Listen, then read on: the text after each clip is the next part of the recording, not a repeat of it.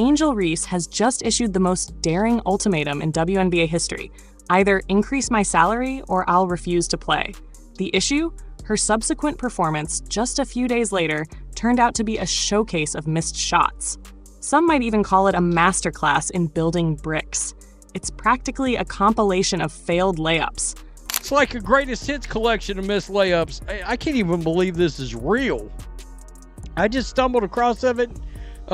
There's 2 different videos now floating around out there, and it's unbelievable. While demanding top-tier earnings on her podcast, Reese shot 5 for 13 in her next game, with one of her attempts even smacking the lower part of the backboard.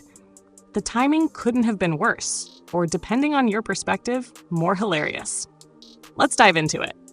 Girl, y'all benefited from everything. Y'all youngins benefited from NIL. What does that mean? We deserve more. Because I'm hearing like, yeah, they don't give us, if y'all don't give us what we want, like, we sitting out. That's a possibility. I guarantee you, the intelligent folks, and there are plenty in the WNBA, are saying, will you two idiots just shut up? Sit out. Ever wondered what would happen if a WNBA athlete threatened to bring the entire league to a halt? Well, Angel Reese just did exactly that. On a recent episode of her podcast, Unapologetically Angel Reese, she sat down with fellow player Dee Carrington and laid out what might be the most shocking demand in the league's history.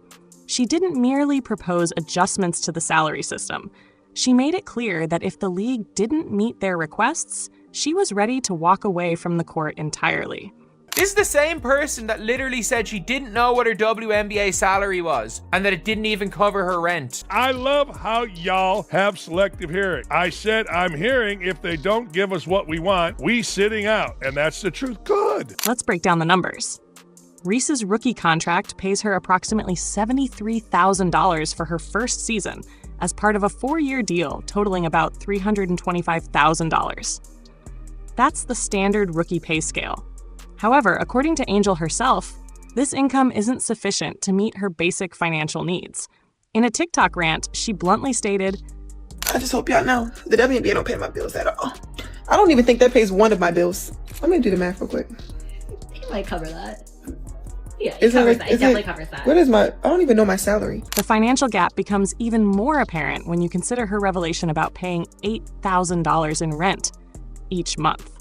That's $96,000 per year on housing alone, meaning her entire WNBA salary wouldn't even be enough to cover her rent for a full year. While it's likely she earns additional income through endorsement deals to sustain her lifestyle, this kind of out-of-touch attitude isn't exactly winning over fans. No, my rent is more than that. It's $8,000. I'm living beyond my means. And instead of walking back her comments after her podcast remarks started making waves, Reese doubled down. She took to social media to reinforce her boycott threat, making it abundantly clear that this wasn't just casual podcast chatter, she was serious. She made her stance clear. She just threatened the lockout. If y'all don't give us what we want, we sitting out. This is why sometimes you probably should have somebody look over a podcast. She's threatening to go on strike. I actually understand it's the way negotiations work in the CBA, not on a podcast. But here's where Reese's argument begins to unravel. One of her biggest frustrations? The possibility that future rookies might earn more than she does. She pointed to players like Juju Watkins, who will likely enter the league in 2026 or 2027. The ones coming in this year will still be on the rookie contract, Reese argued, but the ones coming in after that, they're probably going to make more than us. But the women coming in, not this year, but next year. Yeah. The ones coming in this year will still be on the rookie contract again. Mm-hmm. The ones the year after, they're going to get more. They probably going to be making more than us. Well, they are. They are. Like, yeah. I've been in the meetings. They are. It's a complaint that exposes a major misunderstanding of how WNBA contracts actually function. The women coming in, not this year, but the following year, those players will be earning more, she reiterated. Here's the reality, one that Reese seems to be missing. She signed a standard rookie contract that locks her in for 4 years until 2027. That's how professional sports CBAs operate. Even if the WNBA negotiates a new agreement, that raises rookie salaries, Reese would still be bound by the terms of her current contract. Her boycott threat is essentially a demand for the league to tear up a legally binding agreement just because she's dissatisfied with it and envious of future rookies benefiting from the new deal. Like, if I'm an NBA owner, I didn't get rich by wasting a couple million on something that has no chance of making money. These two, sit out, see what happens. Now, I would miss watching the Fever. I would miss watching Caitlin Clark, but I wouldn't miss anything else. This disconnect becomes even more glaring when you factor in the financial reality of the WNBA. Despite record-breaking viewership and increased attendance last season, the league still suffered losses of around $40 million. The financial foundation simply isn't strong enough to support the kind of mid-contract renegotiation that Reese appears to be demanding.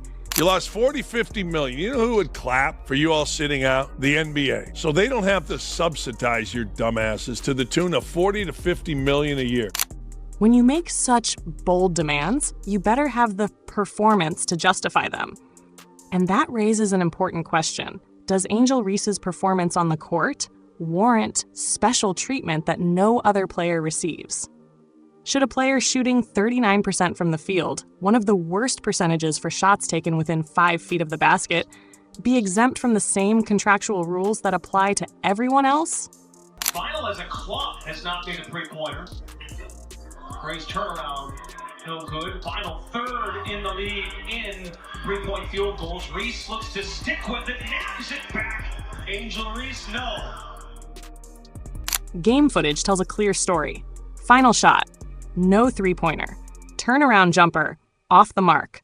Third in the league in three-point attempts, misses again. Reese drives, can't finish. Angel Reese goes for the putback, off target. As if the basketball gods wanted to send a direct message to Angel, her very next game turned into a layup clinic, but not the kind you'd want to attend.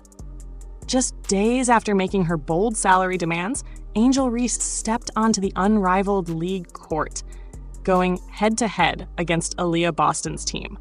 What happened next became instant internet gold. Angel Reese last night, once again, had one of the worst shooting games in the history of planet Earth.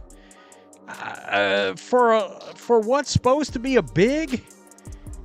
I mean, what in the hell is going on here? I understand her team won. I get it. 5 of 13 from the field. 13 rebounds, 5 offensive rebounds, only 10 points. Shooting 5 for 13 wouldn't be as concerning if she weren't struggling with the absolute basics, making layups. In professional basketball, layups are fundamental. But in this game, Angel seemed to forget the very basics at the worst possible time. The most jaw-dropping moment? One of her layup attempts hit the bottom of the backboard. Not the rim, not the net.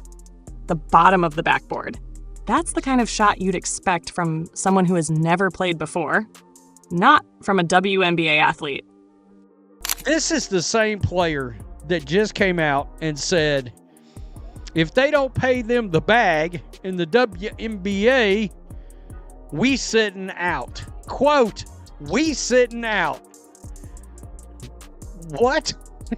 I mean, after seeing her miss routine layups over and over and over again, I'm like, how the hell can this person possibly be demanding more money from anyone? The sequence was almost painful to sit through. Multiple attempts right under the basket, all at point-blank range. And these are the kinds of shots players drill from childhood, yet somehow she couldn't convert them. And not just Jordan, misses, spectacular misses. One attempt after another bounced off the rim or didn't even make contact, while stunned defenders grabbed the rebounds with ease. Gets it up, on the cleanup, power dribble, and miss. As expected, the internet had a field day.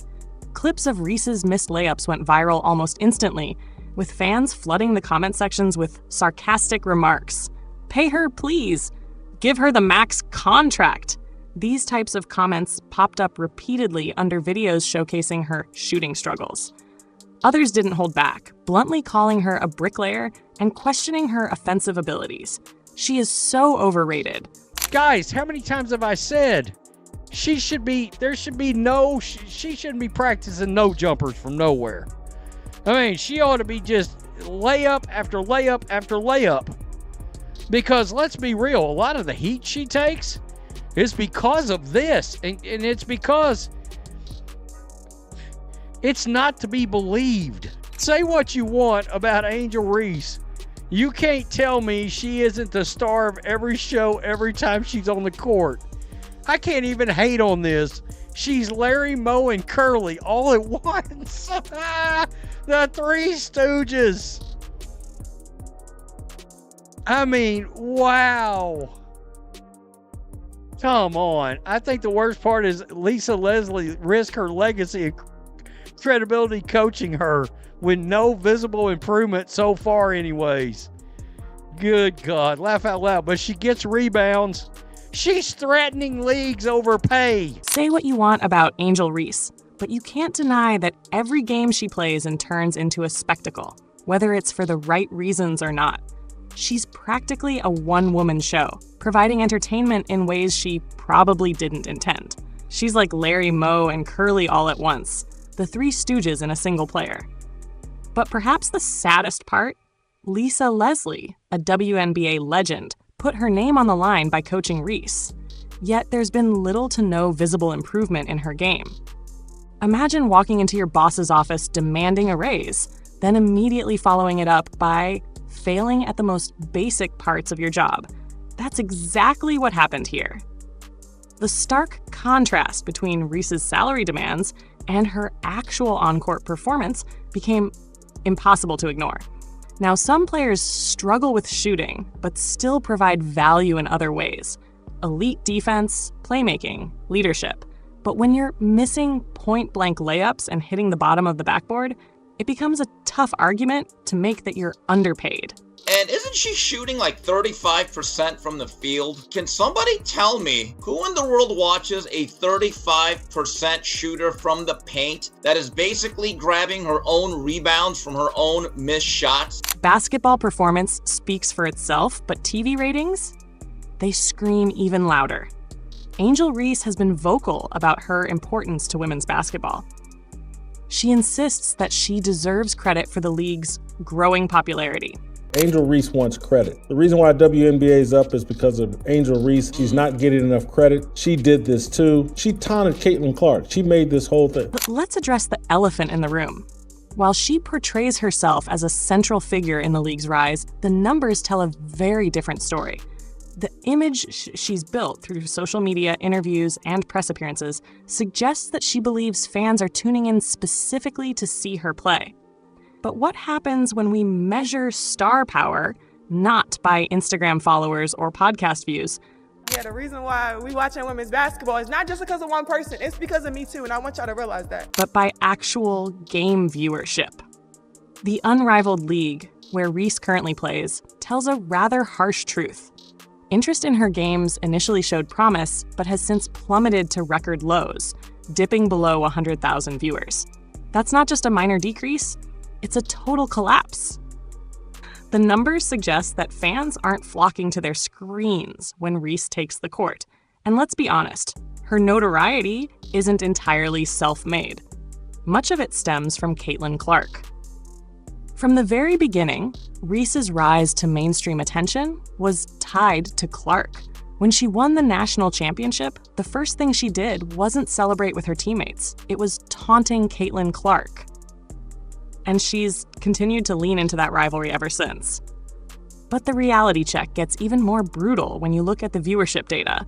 An unrivaled league game featuring Reese couldn't even draw more viewers than a college basketball matchup between UCLA and Nebraska on the Big Ten Network. When your professional league game struggles to compete with a random NCAA contest, it raises serious doubts about your supposed star power. Yes, it's called the Unrivaled League, but it's also unwatched. Let's be real here. You can sugarcoat it all you want, but without Caitlin Clark playing in women's basketball, or without the NCAA tournament happening, you're left with nothing. Zero. Absolutely nothing. And this viewership gap isn't just limited to the unrivaled league. Attendance figures for WNBA games paint a similar picture. Games featuring Caitlin Clark consistently pull in larger crowds compared to those where Reese is the headliner. Empty seats in arenas are just as revealing as poor TV ratings, and both send the same message: who's truly driving the interest in women's basketball? It's not even close. In reality, if we're talking business, some players might actually owe money back to the league rather than demand more.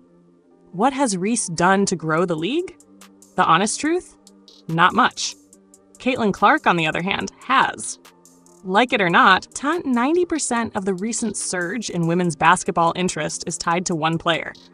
While Angel Reese is focused on contract negotiations and salary demands, Clark has taken an entirely different approach. Instead of claiming credit for the WNBA's rising popularity, Clark expresses gratitude for where the league currently stands. "I think the WNBA is in an incredible place right now," Clark has said. "A lot of people probably didn't expect it to be this far along. I'm not really one to compare the WNBA to the NBA. I don't think that's fair. But where the league is today, it's amazing. People wouldn't have believed we'd be here this soon." She continues, "People ask me where I think the WNBA will be in 5 years.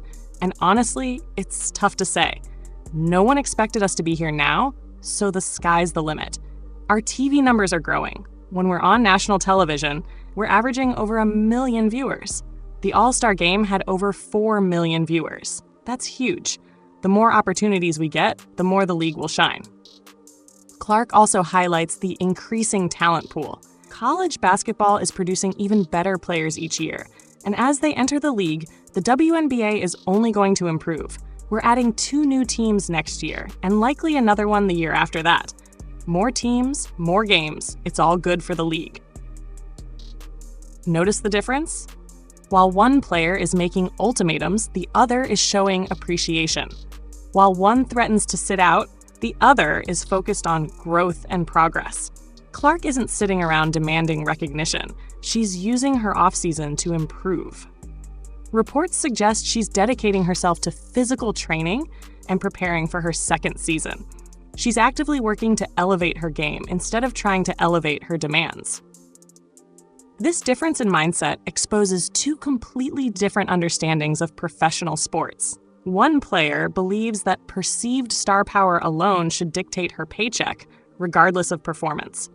The other understands that real value comes from consistent improvement, strong results, and genuine contributions to team success. If I were funding this league, I'd take a step back and reassess.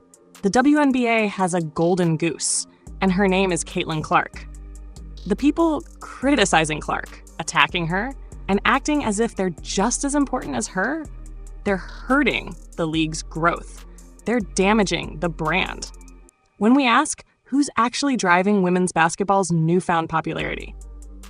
Ticket sales and TV ratings give us a clear answer. The numbers don't just hint at a trend, they scream the truth. Caitlin Clark, not Angel Reese, is the primary force behind women's basketball's rise. This isn't just an opinion.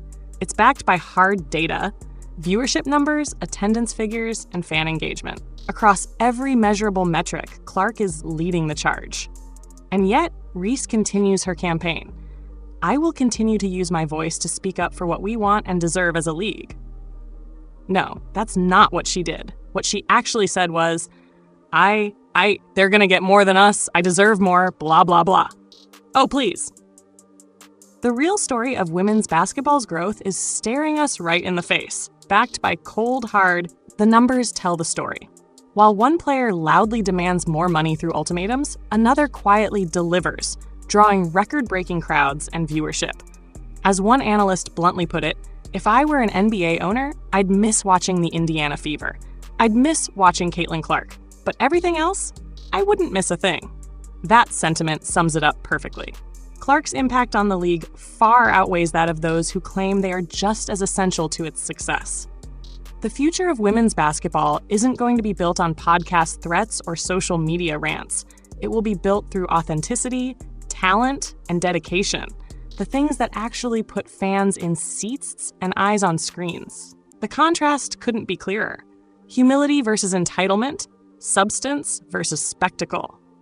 And the numbers don't lie. They show exactly who is driving this new era of women's basketball. Fans recognize real value, and they're making their voices heard, not through tweets, but through their viewership and ticket purchases. Will Angel Reese ever change her approach? Let us know what you think in the comments. Like, subscribe, and turn on notifications so you never miss a story. Click the video on the screen, and we'll catch you in the next one.